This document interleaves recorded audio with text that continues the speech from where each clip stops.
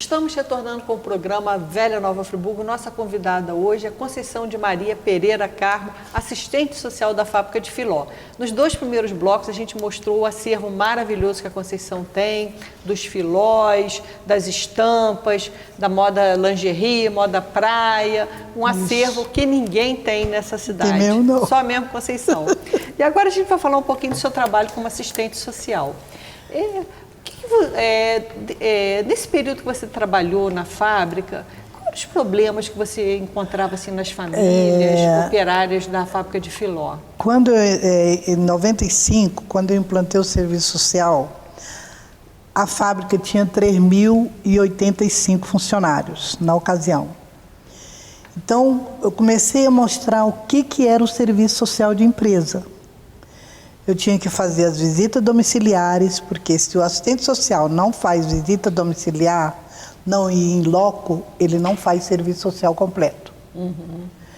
Às vezes eu fazia os atendimentos, agendava, e muitos funcionários nossos, quando eu fazia visita domiciliar, eu ficava surpresa, eu ficava me perguntando, funcionário da Filó, e está passando necessidade. Estranho. Aí eu começava a me questionar. Aí a diretoria falou, os relatórios sociais que eu fizer, das visitas domiciliares e do mês, para mandar para a diretoria e mandar para a Triunfo lá na Alemanha, eu vou colocar tudo que eu estou vendo. Eu não vou abolir nada, vai ser tudo incluído. Até que veio um dos diretores, diretor de confecção, virou para mim e falou assim, então a empresa é isso tudo que a senhora colocou no relatório? Eu falei, isso aí só foi o mínimo. Existe muito mais situações conflitantes e problemáticas na empresa. Problemas sociais seríssimos. Foi em decorrência do baixo salário, Conceição? Baixo salário, que as costureiras não ganhavam aquele valor alto. As supervisoras, gerentes, chefe de setor, sim. Eu mesmo, como assistente social, ganhava menos do que uma supervisora de confecção. Mas eu queria fazer o meu trabalho. Uhum. Porque eu tinha dito para a minha tia, quando eu vim em excursão, em 83, que quando o Rio ficasse mais violento, eu vinha morar em Friburgo. Uhum. Então, eu queria fazer esse trabalho. Então, a gente parte do pressuposto de que, no caso, assim, quem trabalhava com a produção mesmo, não tinha um bom salário? Não tinha bom salário, não. Porque era tudo de acordo com a produção. Se ele não produzia bem, o salário dele não ia ficar legal. Então, às vezes, adoecia, filho de funcionário. E aí, funcionário faltava. E então, quando eu comecei a fazer esse tipo de trabalho, aí descobri que a empresa tinha convênio com 10 creches em Friburgo. Aí eu virei para a diretoria, eu falei, eu vou fazer um projeto para implantar as creches aqui mesmo na fábrica. Eu vou fazer igual quando eu fiz lá na fábrica Miller, no Rio, lá em Guadalupe, que eu implantei a creche na empresa. Então eu vou fazer o projeto para isso, porque a funcionária chega ao trabalho certo, deixa na creche e já entra para trabalhar. Porque antigamente elas iam, creche lá em Olaria, aí atrasava, chegava atrasado. Creche lá em Conselheiro, para deixar a criança, chegava atrasado. Creche, aí ficava tudo... E Conceição, a maior parte das famílias que você visitava, era assim, a família toda trabalhando na fábrica, marido e mulher? Não, era às vezes o marido, às vezes a esposa, às vezes marido e mulher, às vezes marido, mulher, filhos. Entendeu? Tá. Então eu fazia as visitas domiciliares, fotografava, que naquela época a gente tinha máquina fotográfica, fotografava, fazia o relatório, que era para apresentar à diretoria, para mostrar realmente a situação do funcionário. E a direção ficou surpresa com o relatório que você apresentou de mais precariedade? Esse diretor de confecção ficou mais surpreso. De confecção. Mas é tudo isso, eu falei, existe muito mais situações problemáticas sociais. Aí eu implantei um departamento assistencial, aí batizei o nome de CREFA. Esse departamento assistencial era o quê? O funcionário que quisesse participar contribuía com R$1 por mês já era descontado no contra-cheque. E esse R$1, o que eu fiz? Eu fiz convênios com Ótica Suíça, fiz convênio com o Laboratório Dr. Rony Barros, fiz convênio com a Ótica Reluz, fiz convênio com a drogaria lá no Paissandu, que agora é Viva Mais, se eu não me engano, a Drogaria do Povo. Como que eu fazia? O funcionário trazia a receita e eu carimbava a receita, tirava xerox e colocava na pastinha de cada funcionário individual com os seus relatórios sociais, a situação social do funcionário e da família.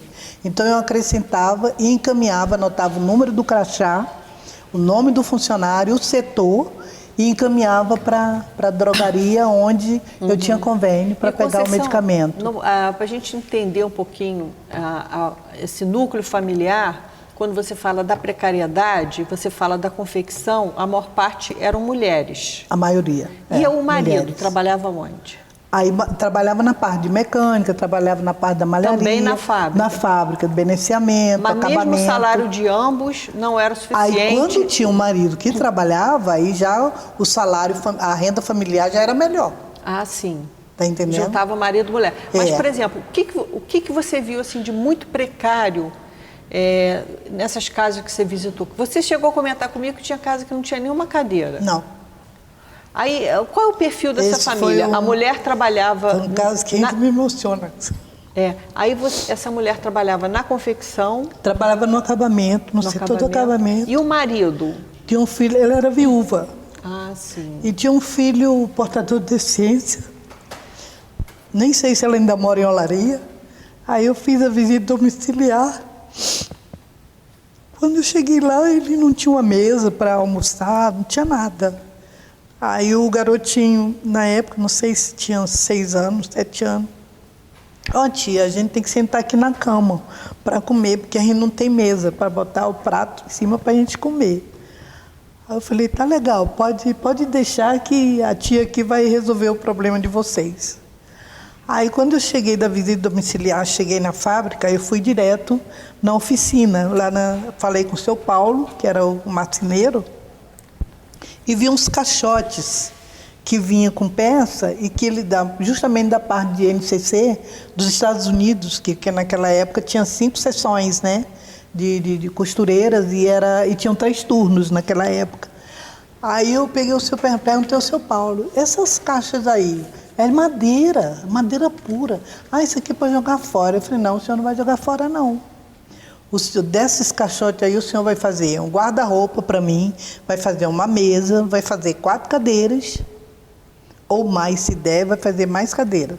Depois eu explico para o senhor por que eu quero isso. Mas antes eu já tinha falado para o senhor Hoffman. Eu fui na sala dele, mostrei o relatório da visita domiciliar, ele foi o primeiro a saber. Os outros chefes dos outros setores não ficou sabendo. Aí ele ficou. Entendi. Conceição, além dessas medidas domésticas, né, que você tomou de ajudar uma família em si, o que a fábrica fazia com relação a esses funcionários em que você dava um diagnóstico de uma precariedade extrema? O que a fábrica fazia? No sentido de atenção. Melhorava a atenção. Então, quando via que já estava aqueles relatórios, eu fazia os relatórios, encaminhava para a diretoria e já colocava aqueles funcionários que às vezes a situação, até na parte da alimentação, não era legal, tanto que eu selecionei 100 funcionários de situação totalmente precária e comecei a distribuir cesta básica. Dado pela empresa. Dado pela empresa, por esse departamento assistencial que eu implantei, o CREFA, entendeu? Então, você, não era só uma questão de ir lá fazer um relatório, um diagnóstico. Não. A empresa, então, a partir desse seu relatório, começava a dar um auxílio a esses auxílio mais financeiro carentes. Em relação não à aumento parte da de diretoria. salário, não. mais assistencial. Aí a parte, por exemplo, do CREFA, então uma parte a diretoria contribuía. A empresa contribuía para aumentar a arrecadação do que fosse arrecadado do funcionário que contribuía com R$1. Entendi. Entendeu? Então, exames, cirurgias, A empresa ajudava. Eu encaminhava para os hospitais, para os órgãos municipais e contato com pessoas em São Paulo. Tanto que uma funcionária, quando eu entrei em 95, ela virou para mim e falou assim, eu posso até citar o nome dela, que ela disse que poderia, a Diana. Ela virou e falou assim, dona Conceição, eu estava ansiosa para a assistente social vir logo para a fábrica para me ajudar e eu mudar minha válvula mitral lá em São Paulo. E eu não tenho condição de ir. Falei, mas não tem problema, você vai sim, vai conseguir sim. Aí eu entrei em contato com a médica em São Paulo, com o Instituto do Coração, tudo por telefone. Encaminhamos. Aí entrei em contato com minha irmã lá em São Paulo para hospedar a funcionária, a mãe, o pai, tudo lá na casa dela. Mas aí, se eu soubesse que não fosse conseguir a vaga no alojamento do INCOR, aí sim, aí eu já tinha deixado a minha irmã em sobreaviso. Entendi. Mas aí eu consegui, aí eles ficaram... Resolveu o problema. Aí resolveu o problema. Tá certo. A gente vai fazer um breve intervalo, daqui a pouco a gente retorna com a assistente social Conceição, que trabalhou na fábrica Filó. A gente está falando um pouquinho sobre essa atividade dela aqui na Velha Nova Friburgo.